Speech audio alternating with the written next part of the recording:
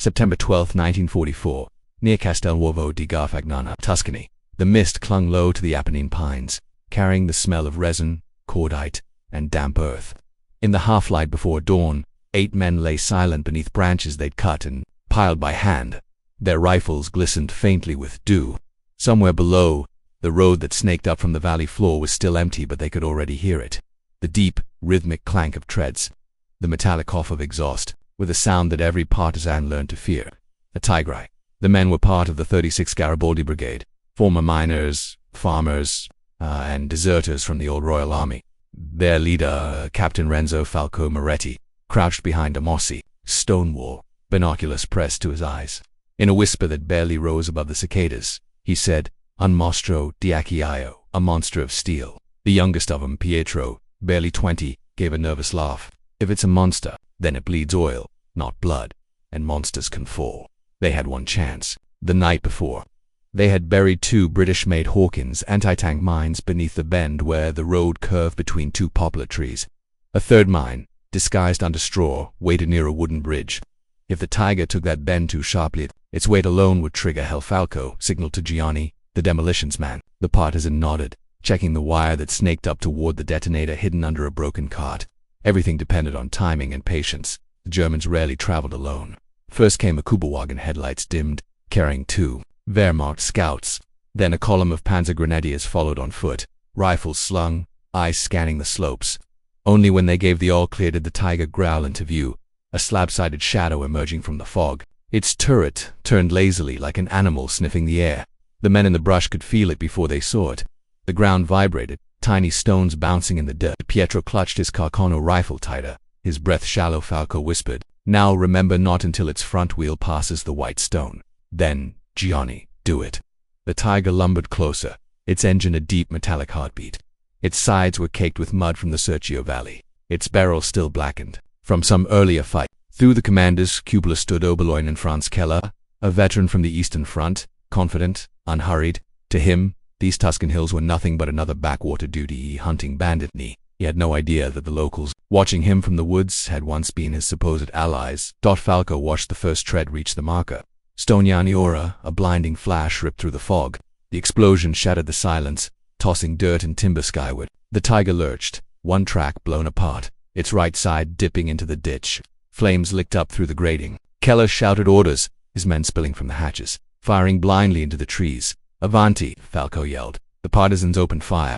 Bullets snapped through the morning haze, pinging off the tank's hull. Gianni sprinted down the slope, a Molotov clutched in each hand. He dove behind a boulder, lit the rag, and hurled it toward the open engine deck. The bottle shattered, spreading liquid fire across the rear grille. The tiger roared like a wounded beast, its crew scrambling to escape the inferno. For a moment the hillside was chaos, shouting in 2 languages, smoke, crackling flames, the acrid stench of burning fuel. Pietro fired and missed, then fired again. One German collapsed beside the track, another threw his hands up, coughing. Keller tried to pull his driver out, but the man's uniform was already aflame. The invincible tiger began to melt into ruin, its armor glowing dull orange in the rising sun. When the echoes finally died, the men stood in stunned silence. Falco wiped soot from his face and looked at the wreck. "So much for monsters," he said quietly. Pietro laughed this time, not nervously, but with disbelief. From the valley came the faint echo of another engine. "Reinforcements." Falco raised his hand. "Take what we can, then vanish. Leave them their pride and their ashes." They dragged the wounded German lieutenant into the shade, bound his hands, and disappeared into the forest paths they'd memorized since boyhood. Behind them, the tiger smoldered, its one terrifying cannon now pointing uselessly into the sky. What the Germans would later report as enemy sabotage was, in truth, a symbol. The day Italy's former allies learned that the people they once commanded had turned their guns against them and won by dusk. Smoke still curled from the wreck of the tiger. Down in the valley, German troops were already fanning out, furious, methodical, determined to make someone pay. The 148th Reserve Infantry Division, stationed near Lucca, received word that a patrol and a tank had been destroyed north of Castelnuovo. Their orders were clear: Vergeltung reprisal. In the woods above the village of Vergemoli, Captain Renzo Falco Moretti and his men watched from a ridgeline below. Columns of gray uniforms moved through the streets. Trucks rolled in, headlights dimmed, soldiers shouting in clipped, angry bursts of German. The villagers had no idea what was coming. Falco's heart pounded. He'd seen this before, after ambushes in Bologna, Modena, Florence. Each time, the same pattern. Germans arrived, questioned, then executed. He turned to Pietro. "We have to warn them," the young man said. Falco shook his head. "If we go down there, we die too. We wait until night, then we move them out." Down below, Oberst Wilhelm Schuster, a stiff, sharp-featured officer in his 40s, climbed from a staff car. He'd served in Greece before Italy switched sides. He knew insurgency, and he despised it. Standing beside the smoking Tiger, he surveyed the damage, a monument of German pride destroyed by peasants with British bombs and homemade fire. His lips tightened. "For every soldier they kill, 10 Italians will hang," he muttered to his adjutant. By nightfall, the square was filled with townsfolk, mothers clutching children, old men trembling, cap in hand. Schuster paced before them, boots echoing off the cobblestones. "You shelter bandits," he said in halting Italian. "You think we do not see? The Reich does not forget." "Bind him." Soldiers dragged forward 3 prisoners, young men from the village. They'd been caught near the forest, their hands still blackened with soot. Whether they were partisans or not no longer mattered. Falco watched from the darkness above, fists clenched, teeth grinding. "They'll shoot them," he whispered. Yanni shook his head. "We can't stop it. Not now." A searchlight flared, slicing through the night. The Germans lined the 3 villages against a wall. A priest stepped forward, begging. Schuster didn't look at him. He gave the signal. The rifles cracked once, twice. The bodies fell. Silence followed, heavy, endless. The next morning, the partisans crept back into the forest clearing where they had fought. The Tiger was a blackened skeleton, still smoldering. Around it lay the bodies of 2 German crewmen. Falco knelt beside one, closing the man's eyes. "He was just doing his duty," he murmured. Pietro looked at him confused. "You pity him," Falco sighed. "No, I pity the world that makes men believe this is duty." From his satchel, Gianni pulled a camera, a relic from before the war. "Kamei wants proof," he said. "They'll need to see what a partisan ambush can do to a Tiger." He took 3 photos: the shattered track, the burned turret, the shell of what had been German invincibility. Then they buried the 2 fallen Germans beside the road, marking the graves with pine branches as they worked. Falco looked toward the village below. Thin smoke rose, the houses burned in reprisal. The laughter from the morning before felt like a lifetime ago. "This is the price," he said quietly. "Every act of defiance burns twice, once for them, once for us." 2 days later, a British liaison officer arrived through the hills, Lieutenant Arthur Drake of the Special Operations Executive. He carried supplies, coded orders, and a face too young for war. "You did good work," Drake said, glancing at the wreck. "London will want to hear this. The Germans will pull their armor back from the passes for weeks." Falco didn't smile. "And the villagers? Will London send word for them too?" Drake hesitated. "War doesn't choose its victims." Captain Falco turned away, his gaze lost in the ridgeline. "No," he said, "but we do." That night, he sat alone beside the ruins of the Tiger, the stars hidden behind smoke. The war for him was no longer about sides, or flags, or orders whispered on British radios. It was about surviving another day without losing what was left of his soul. The Tiger I advanced with an almost deliberate arrogance, its 88mm gun pivoting slightly left and right. The crew inside confident that no Italian farmer with a rifle could possibly threaten them. Each time the tank rolled forward, its metal treads bit deep into the soaked ground, sending fountains of mud spraying into the air. The engine's roar echoed between the ruined farmhouses, masking the whispers of men hidden just beyond its field of view. Private Ritchie crouched behind a collapsed stone wall, clutching his Breda machine gun so tightly that his knuckles were white. He could see the emblem on the tank's front plate, a black cross, bold against the gray armor.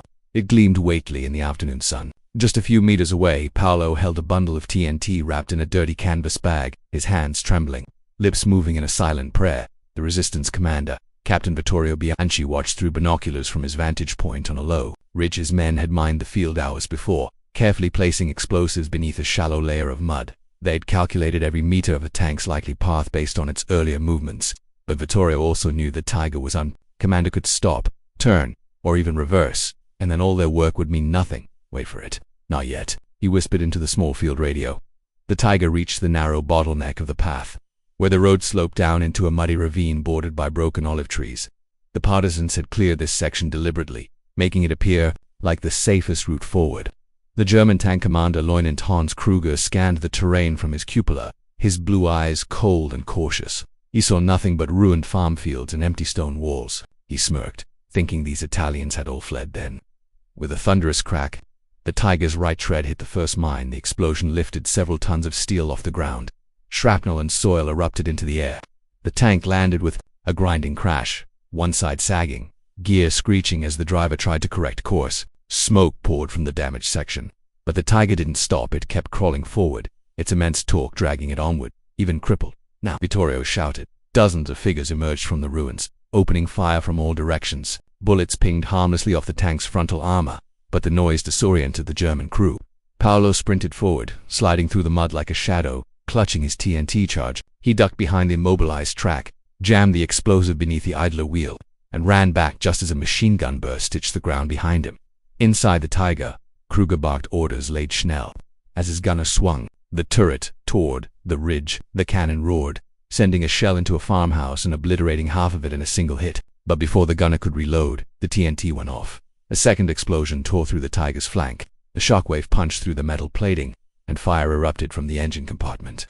One of the hatches flew open as a crewman, trying to climb out, his uniform burning. Partisan bullets cut him down before he reached the ground. The mighty tank groaned, smoke billowing into the gray sky. For a moment, everything went quiet except for the crackle of flames and the hiss of steam. Then Richie let out a wild, disbelieving laugh. The invincible Tiger, the monster they had mocked only hours before, was now a burning carcass. Bianchi lowered his binoculars, exhaled deeply, and muttered, "Even giants fall." But as the smoke began to clear, his expression hardened. Through the haze, he could see movement behind the wreckage. Half-track's infantry. The Germans weren't retreating, they were coming, and the real battle was only beginning. Vittorio barely had time to signal his men before the first burst of MG4 to fire cut through the olive grove. The sharp, tearing sound of the German machine gun fast as ripping canvas forced the Partisans to dive for cover. Bullets chewed into tree trunks, showering them with splinters. The laughter that had followed the Tiger's destruction vanished, replaced by the cold mechanical rhythm of German retaliation. Down, everyone down. Witt shouted, waving his arm toward the farmhouse ruins. Richie and two others dragged the wounded back behind a stone wall. Paolo reloaded his rifle with shaking hands, his ears still ringing from the explosion that had killed the Tiger. Smoke from the wreck drifted across the field, mixing with the acrid scent of cordite and burnt oil dot through the haze. German infantry poured forward, men of the 16th SS Panzergrenadier Division Reichswehr as their gray uniforms streaked with mud, helmets low, bayonets fixed. They fanned out with practiced precision, using the smoldering Tiger as mobile cover. The black cross on its armor now seemed like a rallying banner for vengeance. Mortar team, positions, Vittorio barked. Two Partisans scrambled up the ridge. With a small 81mm tube they'd stolen months earlier from an Allied supply drop, they set it up behind a boulder, sighted quickly, and dropped a shell. The explosion landed short, but it bought precious seconds. The Germans returned fire instantly. Mortar rounds screamed overhead, blasting chunks of rock from the ridge. Shrapnel tore through a man's leg. Another partisan fell, clutching his chest. Vittorio's radio crackled uselessly. The signal jammed. Or perhaps the batteries had died. The commander gritted his teeth. They're not pulling back. They want the Tiger's wreck, he thought. Then he realized it wasn't just pride. The Germans couldn't afford to leave their technology in partisan hands. Even burned out, the Tiger's optics, gun, and internal components were valuable secrets. The SS troops advanced methodically, covering each other with overlapping fields of fire. One squad flanked toward the ravine, trying to cut off the Italian escape route. Vittorio saw it and cursed under his breath. He turned to Paolo. "Get to the left ridge. Take whoever's still moving and hold them there. We just need time." Understood. Paolo nodded and ran, stumbling over roots and bodies alike. He reached the slope and crawled into position beside Richie. Together they fired on the advancing flank, their rifles cracking in the damp air. Each shot felt personal now. Each trigger pull was vengeance for brothers hanged in village squares, for mothers shot at dawn, for entire towns burnt to ashdot. Then came a sound that froze them all, the deep, guttural growl of vengeance. Not one, but several. Vittorio's stomach sank out from beyond the tree line. Two more German vehicles appeared, an armored half-track and a Panzer IV, its turret swiveling with predatory grace. The earth seemed to tremble beneath their treads. The Partisans had faced machine guns, patrols, even air raids, but not a tank in fighting condition. And this time, there was no clever trap waiting for them. Vittorio clenched his jaw, his voice low and calm even as chaos erupted around him. "We hold until the mountains fall. We hold." He raised his pistol, sighted the advancing Panzer, and fired, not because it would harm the tank, but because it meant his men would see their leaders standing firm. The Germans pressed forward, relentlessly. Every heartbeat felt like borrowed time, and then, from the valley below, came an unexpected sound, a sharp whistle. Then another Allied aircraft, perhaps. No one dared to hope. But the next moment, the air split open with a thunderous boom that wasn't German. Something or someone had just joined the fight.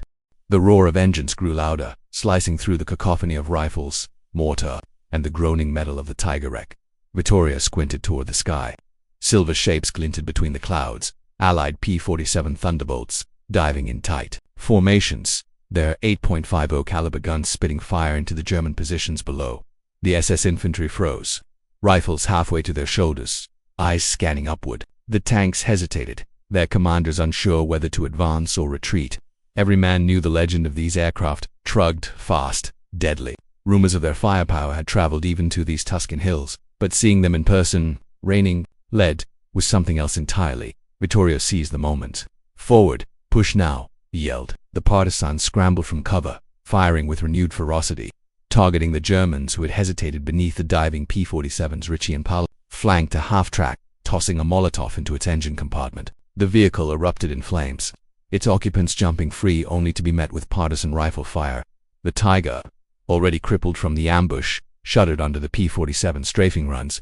Sparks flew as rounds shredded exposed optics and engine grates. Oberleutnant Hans Kruger cursed furiously from inside the cab, struggling to move his crew away from the incoming inferno.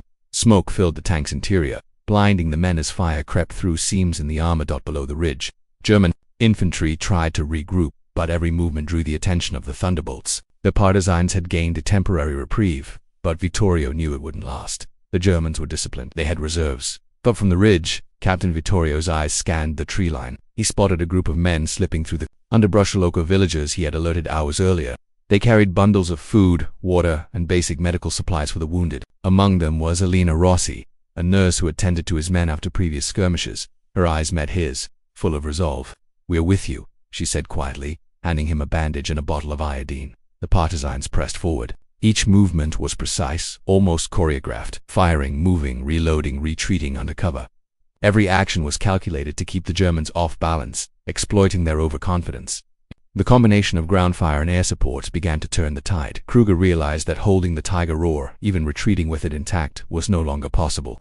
The armor that had once seemed invincible now groaned under multiple stresses. He barked orders, trying to organize a withdrawal, but the valley below was a nest of bullets and fire. His men scrambled to dismantle what they could and escape into the hills by dusk. The Tiger lay in ruins, its final smoke column stretching toward the fading sun. The Germans had retreated, their pride and tactical advantage shattered. The partisans gathered atop the ridge, exhausted but alive. Vittorio looked over the battlefield, burning half-track scattered infantry, and the remnants of what had once been one of Nazi Germany's most feared war machines. The liner handed him a cup of water. He took it silently, watching the horizon. "We bought these people a day," he said softly. "A day to live, a day to resist." Somewhere in the distance, the distant hum of Allied aircraft faded into the twilight. For now, the Apennine Hills belonged to the partisans and to those willing to risk everything to fight back. Night had fallen over the Garfagnana Valley, and the forest was thick with shadows, broken only by the occasional glow from distant fires. The partisans moved silently, dragging what supplies they could salvage from the Tiger wreck and the smoldering half. Every man carried the weight of the day, not just the physical exhaustion, but the memories of the German reprisals, the smoke, the screams, and the fleeting terror of battle. Vittorio paused at the edge of a narrow ridge overlooking the destroyed road. He counted heads. All were present, though several limped or leaned on comrades for support. The youngest, Pietro, still carried his rifle, but his face was pale and streaked with soot. He met Vittorio's gaze. "Captain, we actually did it. The Tiger, it's gone." Vittorio nodded sullenly. "Yes, we did. But remember, Pietro, this is only one fight. The Germans will return. They always return." Nearby, Gianni checked the detonator wires they had left intact as evidence. The mines had done their work perfectly, and even partially. Destroyed, they might provide crucial intelligence if recovered later by Allied engineers. "The timing was perfect," Gianni said. "If we'd triggered it a second too early." He let the thought hang in the air. The forest around them was eerily quiet now. Birds had returned cautiously, and the faint scent of pine mingled with burnt oil. Elena Rossi moved among the wounded, dressing minor cuts, offering words of comfort. Even in war, some small rituals of care persisted, dotted a makeshift clearing deeper in the woods. The partisans gathered around a small fire. Vittorio spread a map on his knees, pointing out routes to evade German patrols and reach safe houses in the northern Apennines. The map bore the marks of weeks of intelligence gathering, hand-drawn lines tracing supply routes, enemy positions, and potential ambush sites. "Tomorrow," Vittorio said, "we will move east. We cannot linger here. The Germans will comb these hills at first light." His voice was firm, but there was an unspoken acknowledgement that this victory came at a cost. Every ambush, every attack, exacted its prize not just in blood, but In fear, in the knowledge that reprisals were inevitable, Pietro finally spoke, breaking the quiet. "Captain, do you think the Tiger crews will ever believe it? But a handful of us could take one down?" Vittorio didn't answer immediately. He stared at the dying flames. "They will never understand," he said slowly, "because they measure strength only by steel but courage. Courage is invisible, and it cannot be destroyed, not by tanks, not by fire, not by fear." The night deepened. The partisans cleaned weapons, checked their traps, and whispered quietly about home, about mothers and fathers, sisters and brothers, villages they hoped still stood. The war outside these hills was vast, and the alpine forests felt like a world apart. Yet every action here resonated far beyond their small valley. As Vittorio drifted into a fitful sleep, the faint light of dawn hinted at another day of danger. But for now, the Tiger lay smoldering in the valley below, a monument to ingenuity, audacity, and the sheer will of men who refused to bow to an armored giant.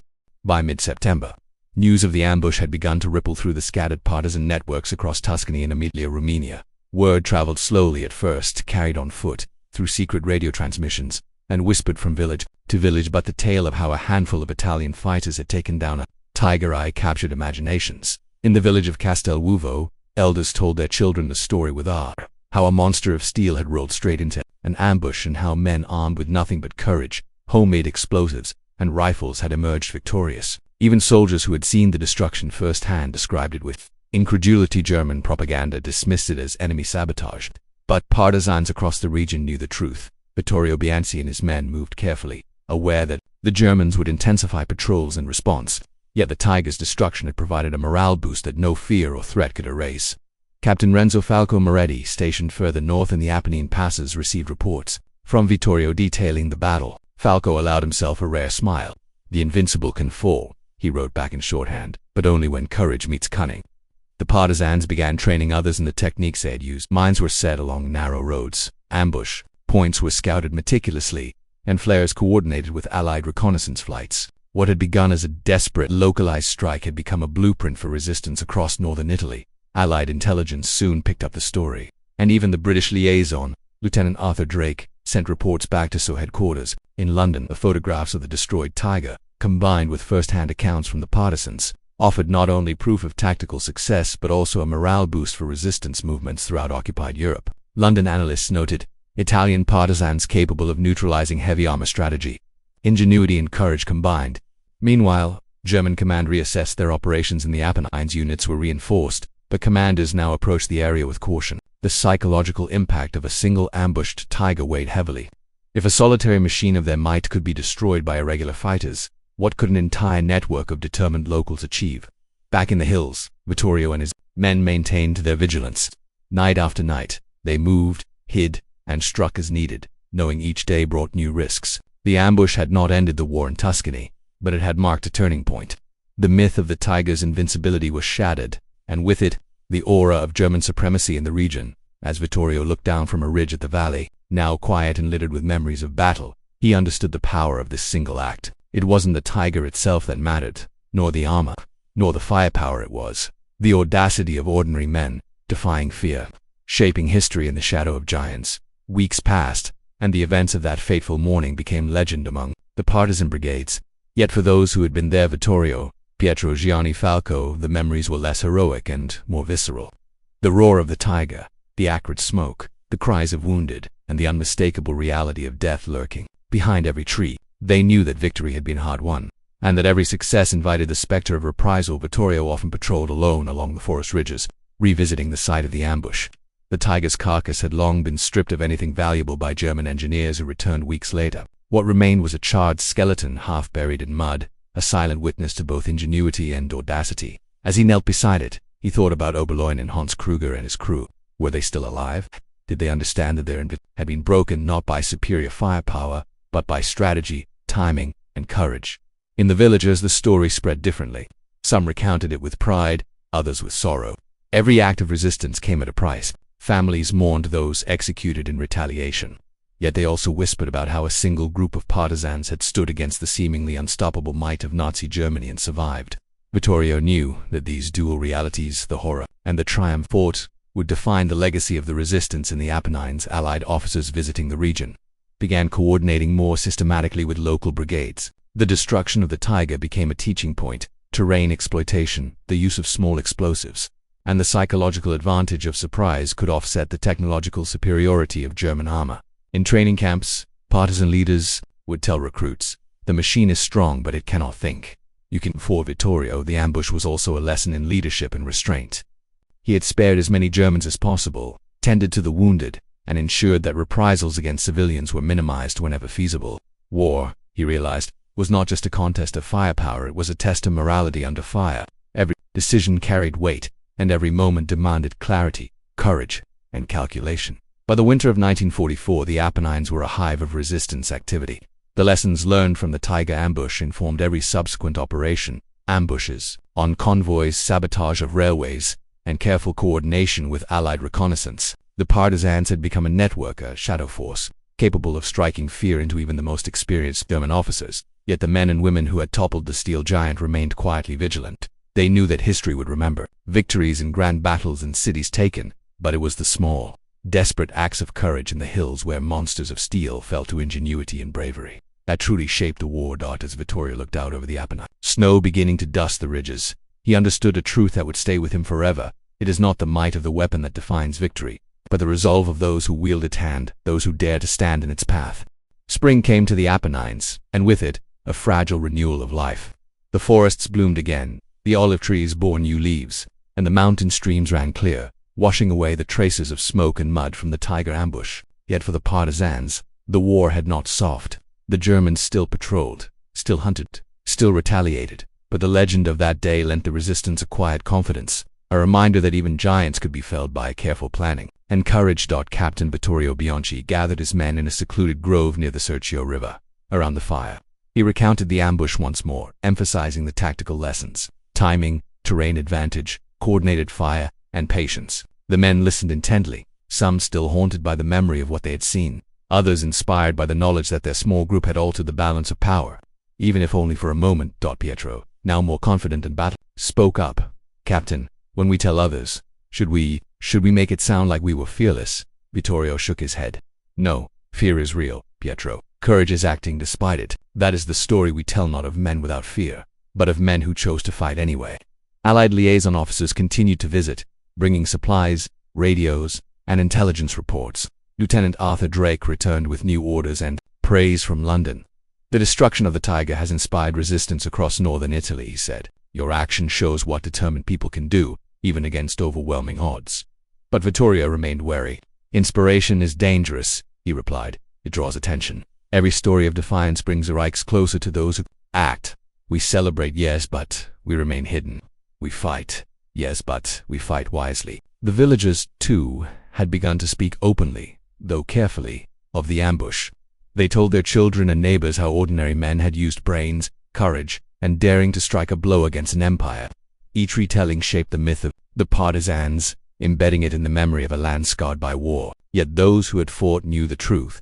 That day had been as much about terror, smoke, and fire as it had been about triumph, done in letters, photographs, and whispered conversations. The story spread beyond Tuscany, reaching partisan groups in Liguria, and even Allied command in Rome. The Tiger ambush became more than a tactical victory. It became a symbol of possibility, proof that meticulous planning and fearless execution could challenge even the most formidable machinery of war. Vittorio stood atop a ridge one evening, looking west as the sun dipped behind the mountains. The valley was quiet, the smoke long gone, and the remnants of the battle buried or scavenged. Yet he felt the weight of history pressing down on him. He knew the war would continue, that Germany would not forget this humiliation, and that many more trials lay ahead. Still, he allowed himself a rare moment of reflection. The roar of the Tiger had faded into memory, but the echo of defiance, the courage of men willing to stand, to act, and to risk everything remained alive. And in that echo, he found a reason to continue. By the summer of 1945, the war in Italy had drawn to a close. The Partisans had played a decisive role in the liberation of towns across the Apennines, coordinating with advancing Allied forces and exploiting the intelligence and techniques honed during countless ambushes, sabotage, missions, and skirmishes. Among these operations, the destruction of the Tiger near Castelnuovo had become the stuff of legend. In post-war accounts, historians would often gloss over the small victories, focusing instead on the grand movements of armies and the fall of cities. Yet in the villages and forests of Tuscany, the Tiger ambush remained vivid. Children played among the hills where smoke had once curled. and elders recounted how a few men armed with courage, cunning, and improvised explosives had brought down what was supposed to be an unstoppable weapon of war. Vittorio Bianchi, now a slightly older, grayer man, walked through one such village. The stones of the road were patched, the ruins rebuilt, and the forest edges slowly reclaimed the scars of battle. Villagers nodded as he passed, gratitude and quiet pride in their eyes. For them, he was not just a soldier but a guardian of memory, the man who had ensured that even in the darkest hours, defiance was possible. Letters arrived from Allied officers, praising the ingenuity and bravery of the partisan brigades. Lieutenant Arthur Drake wrote, "The ambush of the Tiger will be studied for decades. It demonstrates that audacity, preparation, and courage can overcome what seems impossible." Vittorio kept the letters carefully, but he did not boast. For him, the act itself carried out in fear, uncertainty, and smoke was reward enough in personal reflection. He often thought of the German crew, Oberleutnant Hans Kruger, the men who had fought bravely, and the human cost on both sides. War, he had learned, was not only a test of strength and strategy, but a crucible for morality and conscience. The destruction of the Tiger was both a tactical success and a reminder of the choices forced upon every human in the shadow of steel and fire. The story traveled, gradually, beyond Italy. Allied memoirs and military journals recounted the event as an example of irregular warfare's effectiveness against armored vehicles. The Tiger, long feared and mythologized, was remembered not only for its might but also for the vulnerability revealed by ingenuity and courage. For the partisans, it was more than a tactical victory. It was a testament to what ordinary men could achieve when faced with extraordinary machines. The legend of the Tiger ambush inspired others to resist, to organize, and to believe that even the most formidable enemy could be challenged. Vittorio stood once more on the ridge overlooking the valley, decades later. The hills were quiet, forests thick and green, and the echoes of war long faded. Yet he could still see, in his mind's eye, the armored monster rolling into the trap, the flash of explosives, the roar of engines, the defiance in the eyes of his comrades. And he knew that the courage of that morning, born of fear, calculation, and relentless determination, would remain alive long after the tanks, the uniforms, and even the men themselves were gone. The Tiger had fallen, but its legacy lived on, in memory, in story, and in the enduring spirit of resistance.